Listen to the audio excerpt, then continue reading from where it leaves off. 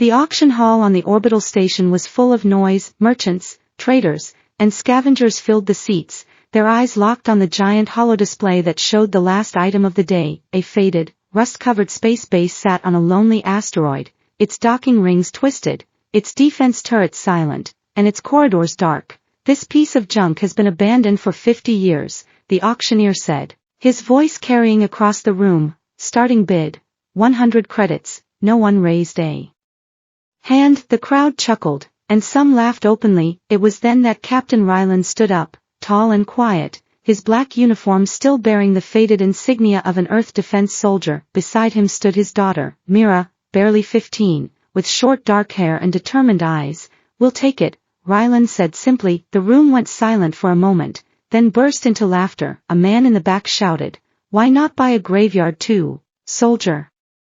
It'll be more useful." Another voice jeered, "Perfect gift for your kid, a haunted rock." Mira kept her eyes forward, but she felt the sting of their words. Her father didn't react, didn't even blink. He signed the transfer, paid the credits, and walked out without looking back. Hours later, their small transport ship drifted toward the asteroid. The base loomed ahead, a massive ring structure clinging to the rock like a dead insect. Its once bright metal was dull and scarred with black scorch marks. When they docked, the airlock doors groaned and shook before sliding open. A wave of stale, metallic-smelling air washed over them. Inside, the corridors were dim, the lights flickering weakly like dying candles. Their footsteps echoed on the metal floor as they walked deeper inside. Mira trailed her fingers along the walls, feeling grooves burn deep into the metal, like claw marks. "What could have made these?" she wh.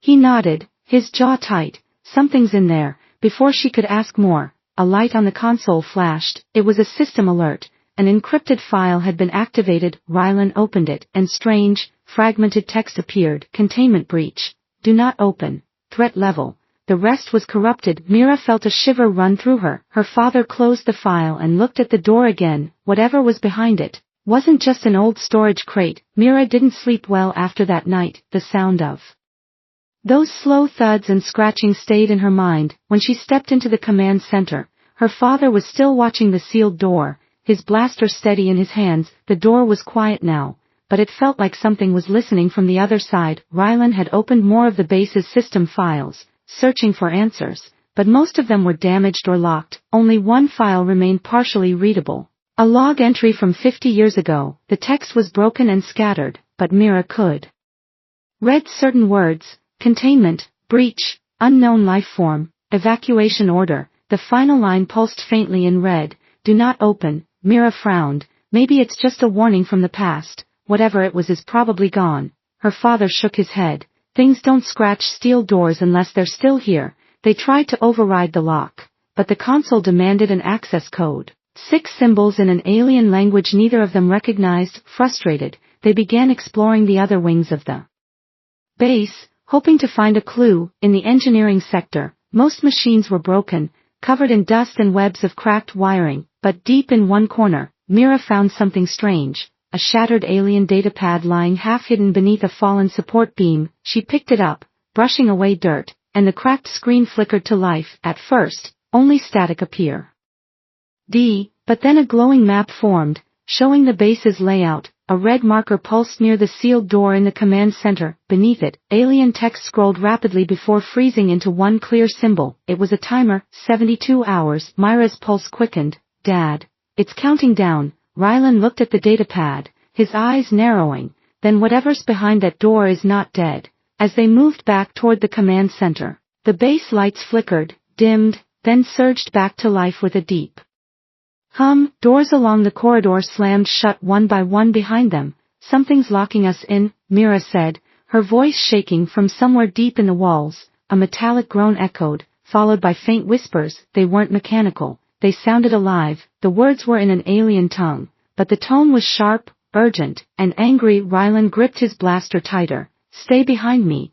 They reached the command center, and for a moment, everything was still. The sealed door was silent, the datapad in Myra's hands continued its countdown. Then, without warning, the base's main screen lit up, displaying a live feed from a camera in an unknown part of the structure. The image was dark, but something moved in the shadows, large, heavy, and crawling on all fours. Its eyes glowed faintly, catching the light like an animal in the dark. It moved toward the camera, slow and deliberate, until its face filled the screen. It wasn't human. It had skin like black glass, teeth like silver blades, and ridges of bone along its skull. Mira gasped, and then the feed cut to static. The sealed door gave a sudden, sharp clang, like something had slammed against it from the other side. A deep, rattling breath followed, echoing through the command center. Rylan stepped forward, weapon raised. Whatever's in there, it knows we're here. The base's AI system suddenly spoke for the first time,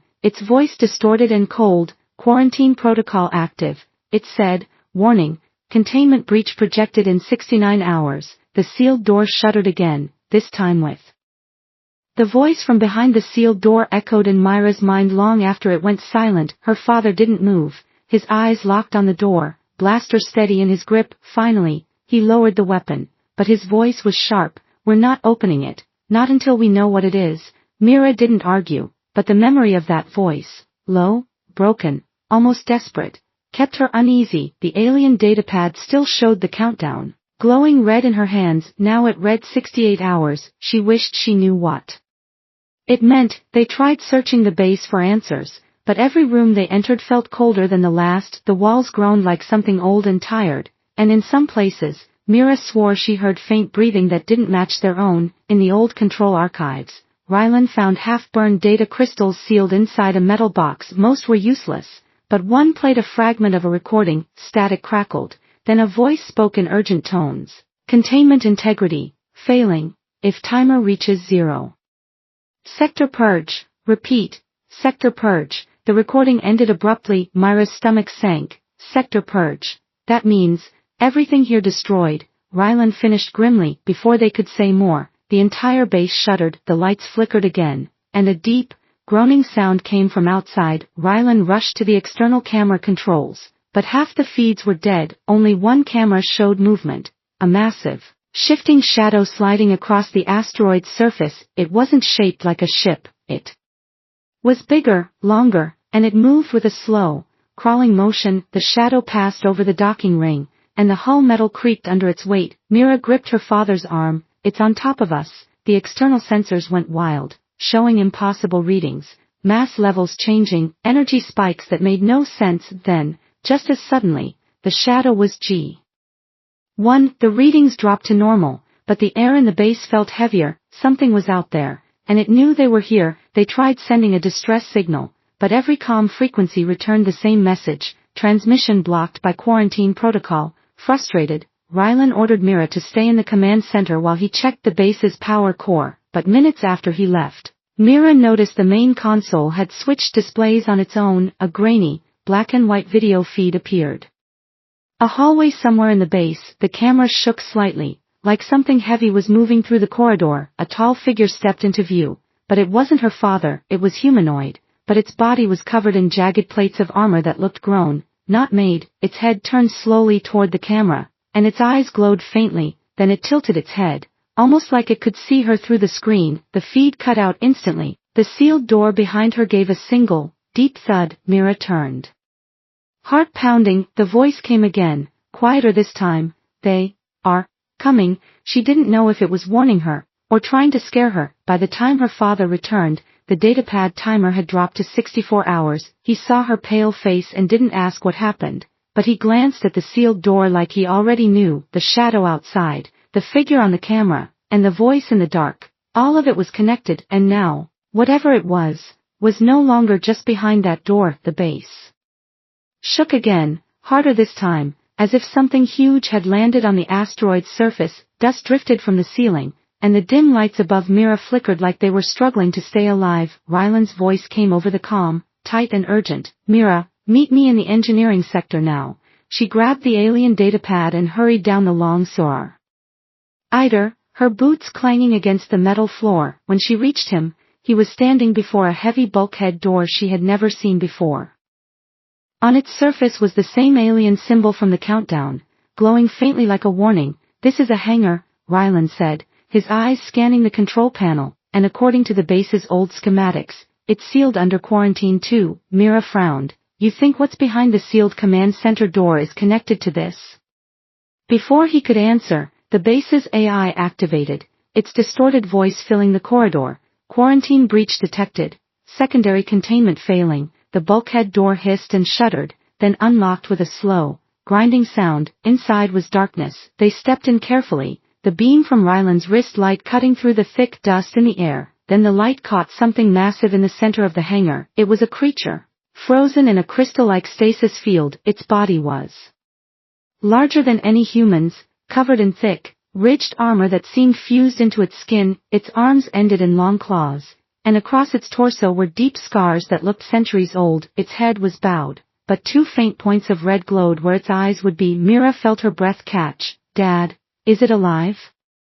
As if in answer, the stasis field gave a faint crack. A hairline fracture spread across the surface, and a low, deep rumble echoed in the hangar. The red glow in its eyes brightened, and the creature's head lifted slowly. Its gaze locked on them, unblinking. Then it spoke, its voice deep, guttural, and strange, yet somehow clear. You are not my captors. Ryland raised his blaster instantly, but the creature didn't move closer. Instead, it pressed its clawed hand against the inside of the stasis field, the cracks spreading further. I was betrayed, it said. They built this prison to hide me, and to hide what I know. Mira stepped forward despite her father's warning. What do you know? The creature's gaze shifted to her, and for a moment, she felt like it was looking through her. The timer you carry, it said, its eyes narrowing. When it reaches 0, all life in this sector will be gone. Before they could respond, a loud metallic crash came from outside the hangar. The same crawling shadow they had seen earlier was now moving inside the base. The AI's voice returned, more urgent this time. Unidentified entities breaching external hull. Recommend evacuation. The creature's stasis field pulsed. The cracks spreading faster. Ryland grabbed Myra's arm, pulling her back, but she could see in the alien's eyes. It wasn't going to stay contained much longer, and when it got out, they had no idea whether it would be friend or enemy. The stasis field shattered with a deafening crack, sending shards of glowing crystal skittering across the hangar floor. The alien stepped forward slowly, each movement heavy and deliberate, like a predator tasting freedom after centuries. Its eyes glowed brighter now, and its deep voice rolled through the empty hangar like thunder. I am Karath, it said, the last warrior of the Seventh War. Ryland kept his blaster aimed, his finger tight on the trigger. Why were you locked up here? Karath's gaze drifted over the dusty walls, the rusted beams, the silent defense turrets. This place was not a base, he said. It was a cage, built by the council to bury me, and to hide the weapon I guarded. Mira clutched the alien datapad tighter. The weapon, that's what the countdown is for, isn't it? Karath nodded slowly. When the time reaches 0, it will awaken, and everything in this sector will burn. Before Ryland could speak, the base shook violently. From the comm system came a loud, chaotic noise, bursts of static mixed with shouts in alien languages. Ryland ran to a nearby control panel, pulling up the external cameras. On the screen, several scavenger ships were swarming the asteroid, their weapons firing at the outer hull. The moment Karath's stasis field had broken, it must have sent a signal, attracting scavengers like flies to blood. The hangar's massive doors groaned as they began to force their way open from the outside. Karath turned toward the noise, the plates of armor on his body shifting like living metal. The ridges on his arms split apart, revealing hidden weapon ports that hummed with energy. You are being hunted, Karath said, but they are not here for you. They are here for what sleeps beneath us.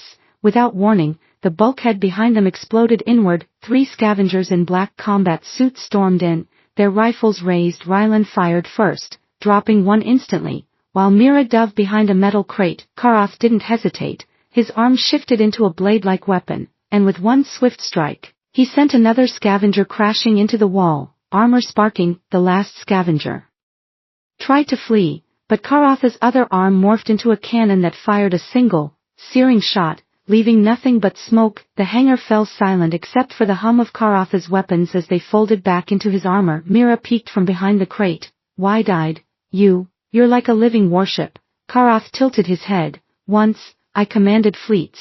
Now, I guard only the truth. He stepped closer to them, his voice lowering. The weapon hidden here is not meant for enemies. It is meant for Anyone who discovers this place, Ryland's face hardened, that means we were never supposed to leave alive. Karath nodded slowly, the council fears what I know, and now they will send more than scavengers, the base's AI interrupted, its voice sharper now, warning, external forces breaching sectors 1 through 4, countdown at 48 hours, Myra's heart raced.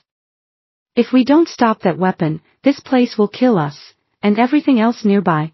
Karatha's red eyes glowed even brighter. Then follow me. To the heart of the weapon, the corridors to the lower levels groaned under their weight as Rylan, Mira, and Karath moved deeper into the asteroid. The lights flickered less here, not because the systems were stronger, but because the power was being drawn somewhere else. Mira kept checking the alien data pad in her hands, and the countdown burned into her mind. 8 hours left. Above them, distant explosions echoed through the metal, each one shaking the floor like thunder. The scavengers were still here, but the sound was different now, heavier, sharper, like someone far stronger had joined the fight. Karath moved without hesitation, his massive frame barely fitting in the narrow corridors, his voice low and steady.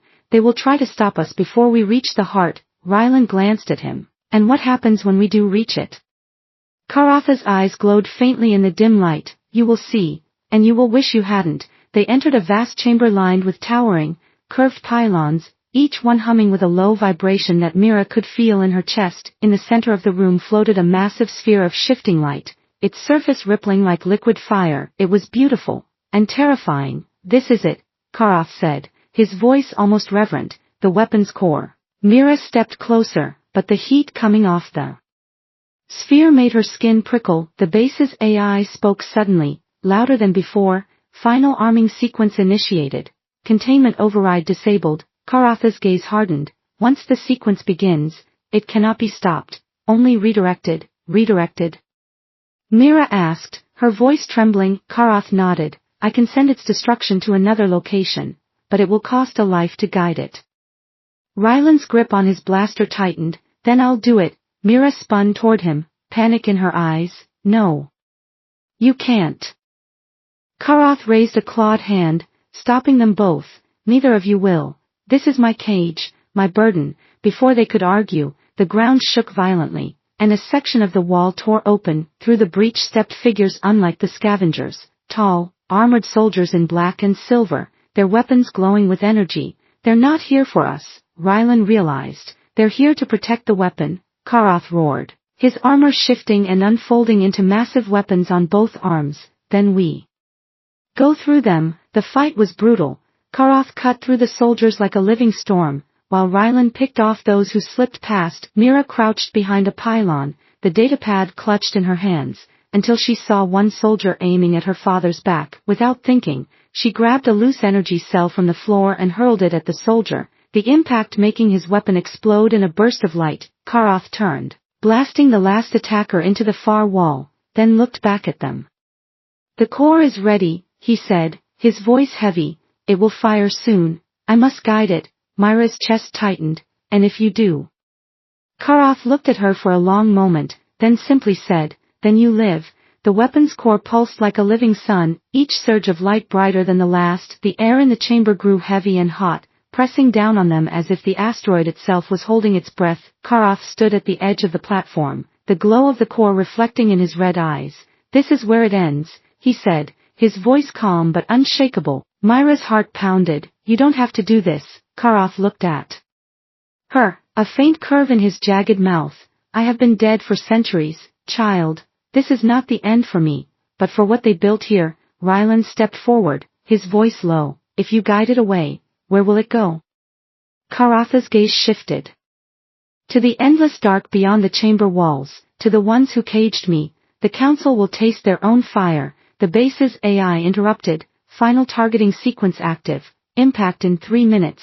Karath turned back to them. Go to the escape pod, follow the eastern corridor, and do not look back. Neither Rylan nor Mira moved. Go, Karath repeated, his tone sharper now, but not unkind. This is not your fight anymore. Reluctantly, Rylan grabbed Myra's hand and pulled her toward the corridor, their footsteps echoing against the metal. Halfway there, Mira stopped and looked back. Karath was already stepping into the stream of light pouring from the core, his massive frame silhouetted in the glow, the energy wrapped around him like living fire, tearing at his armor, but he didn't cry out. Instead, he looked toward them one last time, and spoke words that burned into Myra's memory. Remember, cages can be broken. The light surged, blinding and pure, and the chamber was consumed.